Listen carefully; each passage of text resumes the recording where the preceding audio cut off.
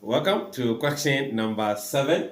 This is on ratio and proportion. Abdul, Mohammed, and Salifu shared some oranges in the ratio 3:4:5 respectively.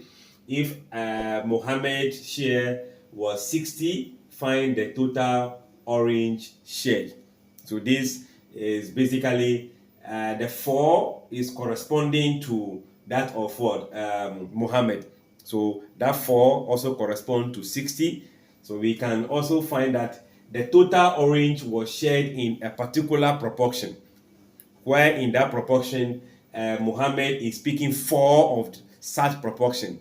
So putting all the 4 together, it gave him the 60. Meaning I can easily find the individual proportion or one part division. Okay, let's say I'm looking for one part division. Maybe you have a different name for it. It's going to mean that I'll be dividing 60 oranges by what? 4. And that will be giving us what? 15 oranges. Meaning that in each of the group, there are 15 oranges in there. But in how many group was the orange divided? Total group, which we can call total what? Ratio, is going to be 3 plus 4 plus 5. I believe this will be what?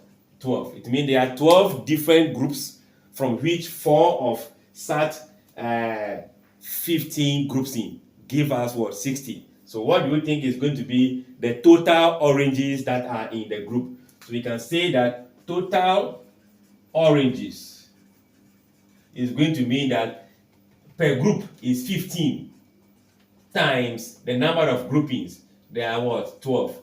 I believe this is going to be adding this to this 70 times 10. So we have what? This is going to give you 180 what? Oranges. So the number of oranges that is shared is going to be 180, and that will be the option A. I believe this is not the only way we can go. You can also go according to ratio and proportion division, as in the 4 divided by the total equals to multiplied by the total equals to the 60. You can also get that equation and get your answer. Like, share, and come back to question number 8.